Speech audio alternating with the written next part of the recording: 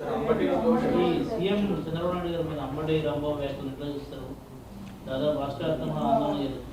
అంబటి రాంబాబు గారు చేసినటువంటి వ్యాఖ్యలు ముందుగా చెప్పాలనంటే 2024లో వైఎస్ఆర్ కాంగ్రెస్ పార్టీకి 11 సీట్లు వచ్చానంటే దానికి ప్రధానమైనటువంటి కారణం వాళ్ళు మాట్లాడేటటువంటి మాటలు, వాళ్ళ బూతులు, వాళ్ళ పదజాలం. కేవలం రోడ్డుల మీద కాదు, అసెంబ్లీ సాక్షిగా వాళ్ళు మాట్లాడినటువంటి మాటలన్నీ కూడా చూసి విసిగిపోయి ఆంధ్రప్రదేశ్ రాష్ట్ర పరువుని ఇంకా తీసుకోలేమని చెప్పి భూస్థాపితం చేసే విధంగా 11 సీట్లకి వాళ్ళకి పరిమితం చేయడం జరిగింది. అంత క్లారిటీగా పబ్లిక్ ఒక తీర్పు ఇచ్చి మీరు ఈ తప్పు చేశారు కాబట్టి మీకు ఈ శిక్ష విధించామని తెలియజేసిన తర్వాత కూడా ఇప్పటికీ కూడా వాళ్ళకి ఇంగిత జ్ఞానం ఉండి వాళ్ళలో మార్పు రాలేదని అంటే దీని మీద ఇంకేం మాట్లాడాలి? డెవలప్మెంట్ గురించి మాట్లాడమనండి, డెవలప్మెంట్ గురించి క్రిటిసైజ్ చేయమనండి, ఆంధ్రప్రదేశ్ రాష్ట్రంలో ఏం జరుగుతుందో ఏం జరగబోతుందో దాని గురించి చర్చించమనండి. అసలు వాళ్ళ నాయకుడు ఫస్ట్ ఆఫ్ ఆల్ అసెంబ్లీకే రాడు. సెకండ్ది మేము చేస్తున్నటువంటి ఏ కార్యక్రమంలో కూడా అడ్డుపడడం. మూడోది వీటన్నిటికీ కూడా బరి తెగించి ఇలాంటి మాట్లాడితే ఎవరు ఊరుకుంటారు చెప్పండి? సభ్య సమాజంలో ఎవరైనా అదే మాట్లాడినటువంటి మాట నేను ఇక్కడ ఉన్నటువంటి వ్యక్తులు ఎవరైనా ఉంటే మీరు ఎవరైనా ఊరుకుంటారా? అలాంటిది చంద్రబాబు నాయుడు గారు అని అంటే కేవలం ముఖ్యమంత్రి కాదు, ఆయన తెలుగు ప్రజల అందరి గుండెల్లో కూడా ఒక ప్రత్యేకమైన స్థానం సంపాదించుకున్నటువంటి నాయకుడు, ఒక లెగసీ ఉన్నటువంటి నాయకుడు. 5 దశాబ్దాలుగా భారతదేశంలోనే అంత చరిత్ర కలిగినటువంటి నాయకుడు లేడు. అలాంటిది ఈ రోజుకి కూడా ఉత్సాహంగా రాష్ట్రం అభివృద్ధి చెందాలని అంత కష్టపడుతూ ఉంటే ఇష్టానుసారంగా అతనికి వాళ్ళ ఫ్యామిలీకి తల్లులకి ఎలా ఇబ్బంది పెట్టే విధంగా మాట్లాడుతున్నారనంటే దానికి తగిన మూల్యం చెల్లించాల్సిందే.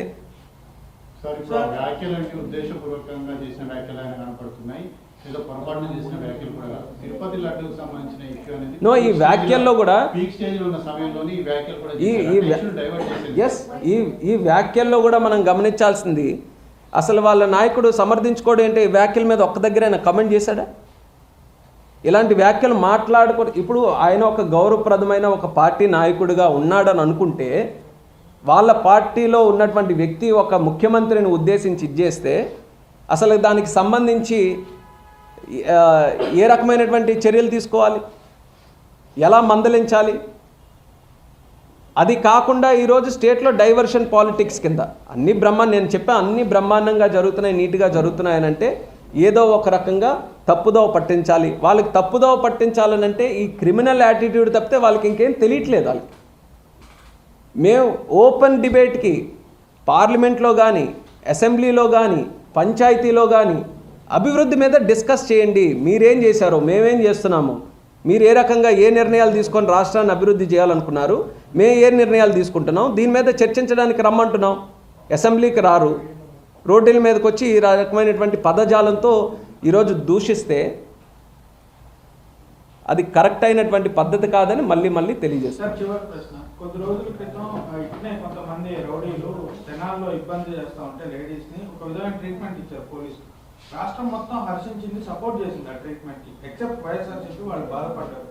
ఇప్పుడు అంబటి రాంబాబు కేవలం మాజీ మంత్రి, ఎమ్మెల్యే కూడా కాదు, ఈ just common citizen of Andhra Pradesh and India. అతనికి కూడా సేమ్ అదే ట్రీట్మెంట్ ఇవ్వడానికి what stopping NDA with 164 seats. And CM గారు కొద్ది రోజుల క్రితం మాట్లాడుతూ తన ఇంట్లో లేడీస్ గురించే కాదు రాష్ట్రంలో ఏ స్త్రీ పట్ల కూడా అమర్యాదగా మాట్లాడితే తోక కత్తిరిస్తా అన్నారు. డిప్యూటీ సీఎం గారు మాట్లాడుతూ తోలు తీస్తా అన్నారు. సీఎం గారికి ఇంకా కత్తెర దొరకలేదు. 2 విషయాలు మళ్ళీ స్పష్టంగా తెలియజేస్తున్నాను. ఎన్డీఏ ప్రభుత్వం రాష్ట్రంలో ఏర్పడిన తర్వాత 2 క్లారిటీగా మొట్టమొదటి నుంచి ముఖ్యమంత్రి గారు కానీ నాయకులు అందరం కూడా ఒకటే చెప్తున్నాం. రాష్ట్రంలో శాంతి భద్రతలను కానీ ఎవరైనా తప్పుదోవ పట్టిస్తే వాళ్ళ మీద చర్యలు తప్పవు. అలాగే మహిళల మీద కానీ మహిళల తాలూకా రెస్పెక్ట్ మీద కానీ ఎటువంటి మాటలు మాట్లాడినా దానికి అఘాతం కలిగించేటటువంటి చర్యలు తీసుకున్నా వాళ్ళకు కూడా చర్యలు తప్పవని ఫస్ట్ ఆఫ్ ఆల్ చెప్పాం. సెకండ్ది కూడా గమనించాల్సింది, ప్రత్యేకంగా కక్ష సాధింపు చర్యలు అనేది మా సైడ్ నుంచి ఏవి కూడా ఉండవు. రాష్ట్రంలో లా అండ్ ఆర్డర్ ఉండాలి, పెట్టుబడులు రావాలి. ఈ రెండింటి మీదే బేస్ చేసుకొని వెళ్తున్నాం. ఏ నిర్ణయం పోలీస్ తీసుకున్నా సరే ఈ రెండింటిని క్లారిటీగా పెట్టి కేసు ఎస్టాబ్లిష్ చేసి సాక్ష్యాధారాలన్నీ కూడా చూసుకొని ప్రతి ఒక్కటి కూడా నిర్ణయించుకొని చేస్తాం. ఈ ఇన్సిడెంట్ కూడా ఇప్పుడు మొన్న జరిగింది. ఇంకా లెట్ ఇట్ అన్ఫోల్డ్. ఇప్పుడు పోలీసులు కూడా రంగంలోకి దిగారు, వాళ్ళు కూడా చేసుకున్నారు, కంప్లైంట్ మీద వాళ్ళు కూడా యాక్షన్ తీసుకున్నారు. ఇంకా భవిష్యత్తులో ఎలా ఉండబోతుంది అనేది.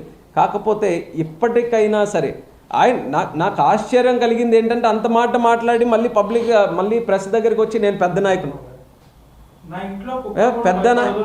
పెద్ద నాయకుడు అని మాట్లాడేటటువంటి వ్యక్తి ఆయన స్థాయి ఏంటో ఆయన కూడా ఒకసారి చూసుకొని మాట్లాడాలి. కానీ ఆ మాటలు మాట్లాడినటువంటి తీరు చూస్తే అసలు ఆయనకి అది ఆ ఆలోచన కూడా ఎలా వచ్చిందో ఈరోజు ఆశ్చర్యంగా ఉంది. సీఎం చంద్రబాబు నాయుడు గారి మీద అంబటి రాంబాబు వ్యాఖ్యలు ఎట్లా చూస్తారు? దాదాపు రాష్ట్ర వ్యాప్తంగా ఆందోళన జరుగుతుంది.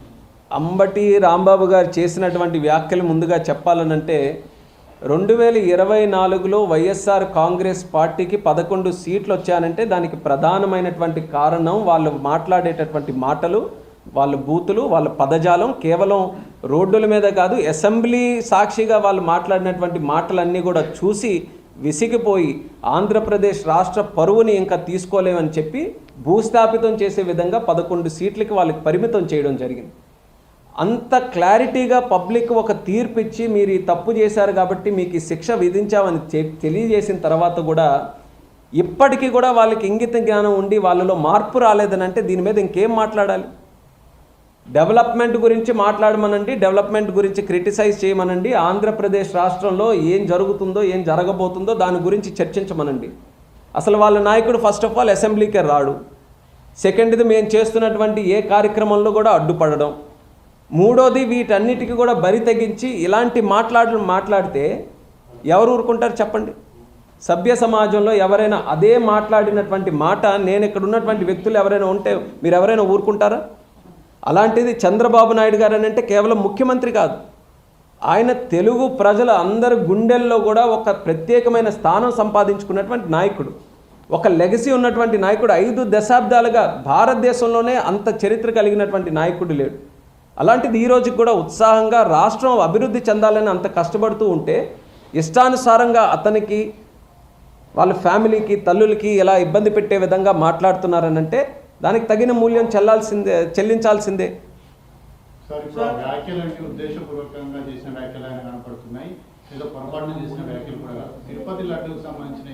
నో, ఈ వ్యాఖ్యల్లో కూడా